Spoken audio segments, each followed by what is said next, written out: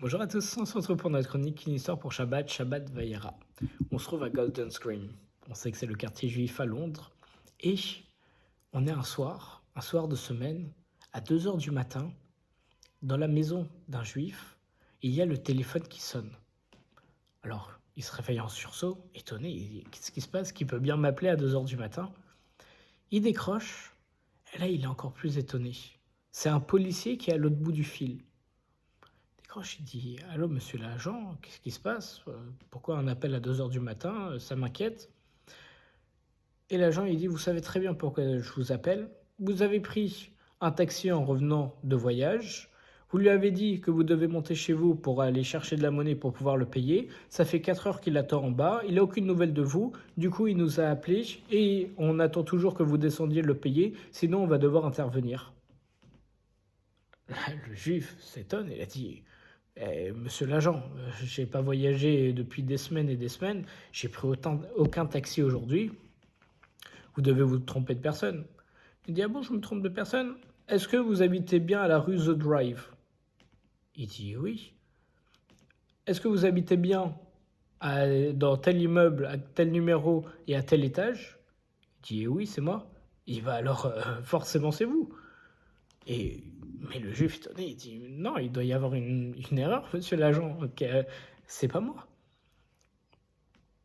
Et l'agent de police, il se rend compte que l'homme est assez honnête, fait quelques plus amples investigations, il se rend compte que dans un autre quartier de Londres, il y a effectivement une autre rue qui s'appelle The Drive.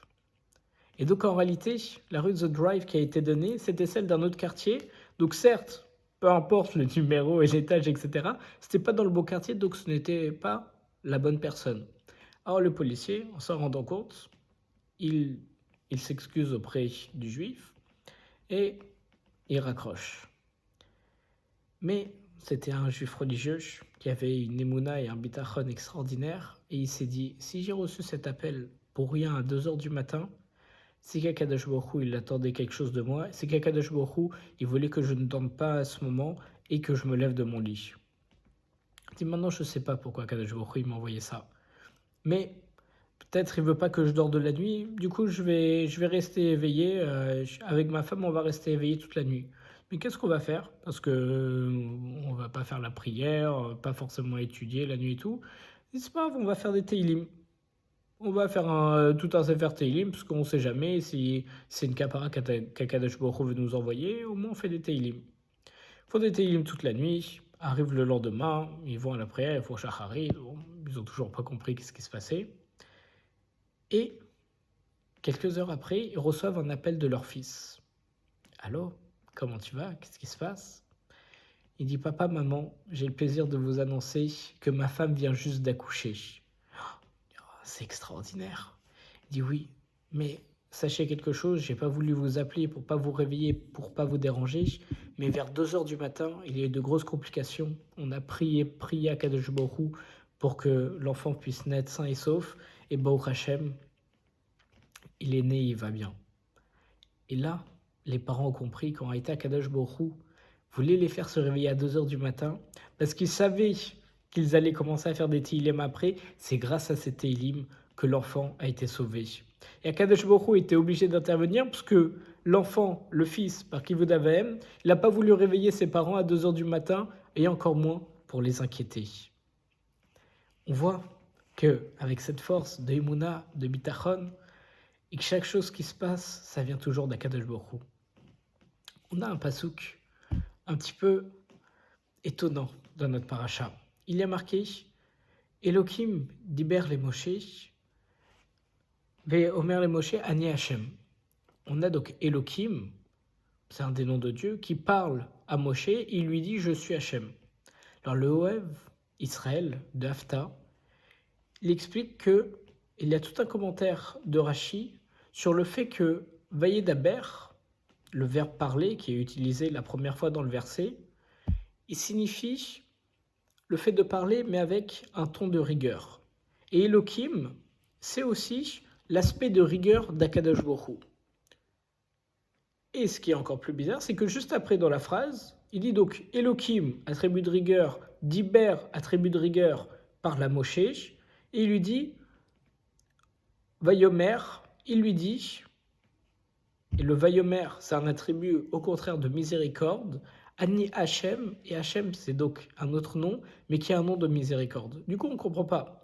Dit Vaidaber Elohim, on utilise deux attributs de rigueur pour ensuite dire Vayomer Ani Hachem, pour en utiliser après deux de clémence. Donc on ne comprend pas. Est-ce qu'il lui parle sur un ton de rigueur, de clémence? En réalité, cette contradiction, elle se résout avec un verset qu'on voit dans Echa, où il y a marqué « De la bouche du Très-Haut ne sort ni mal ni bien ». Ça signifie en réalité que lorsqu'un homme il vit un événement malheureux, il subit une épreuve ou une situation un petit peu de détresse, ras shalom, il doit savoir que ce n'est que pour son bien, même si ce bien, il est dissimulé en réalité dans de la rigueur et dans des choses qui paraissent dures et qui nous paraissent mauvaises. Et chaque membre, en réalité, des bénis Israël, il doit posséder cette émouna, cette foi, que chaque chose qui arrive, ça vient d'Akadosh Baruch Hu. Et que chaque chose qui arrive, même si c'est enveloppé dans quelque chose de rigueur, alors c'est toujours pour le bien. Et d'ailleurs, on rajoute à cette explication un passage de Michelet qui nous dit « Une remontrance dévoilée, elle est meilleure qu'un amour caché ». Ce que ça signifie, c'est dire qu'une remontrance, mais qu'on fait, qui est dévoilée et qu'on ne garde pas juste en nous, elle est bonne parce que il y a à l'intérieur de l'amour. Si je fais de la remontrance à quelqu'un, c'est parce que je veux qu'il s'améliore, c'est parce que je veux me rapprocher de lui, c'est pour son bien. Et c'est là où on voit le bien et la bonté d'Akadosh Baruch Hu.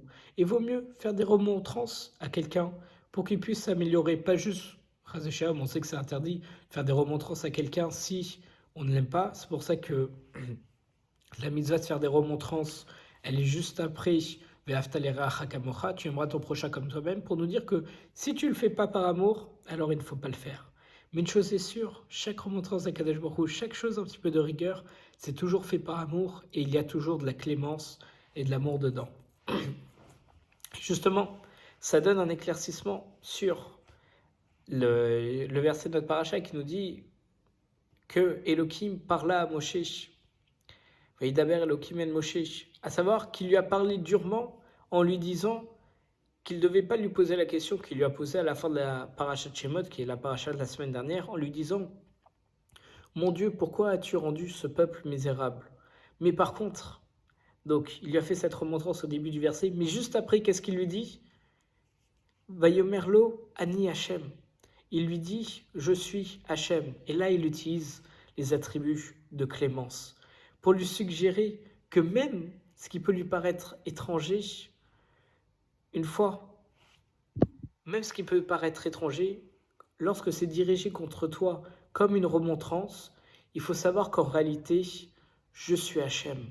En réalité, c'est une bonne chose et je suis pour toi, je suis la source de miséricorde et que tout l'amour et la bonté et la miséricorde que j'ai, elle se dissimule en réalité dans cette remontrance qui est pleine de bienfaits. Et c'est comme ça aussi qu'on peut comprendre notre histoire.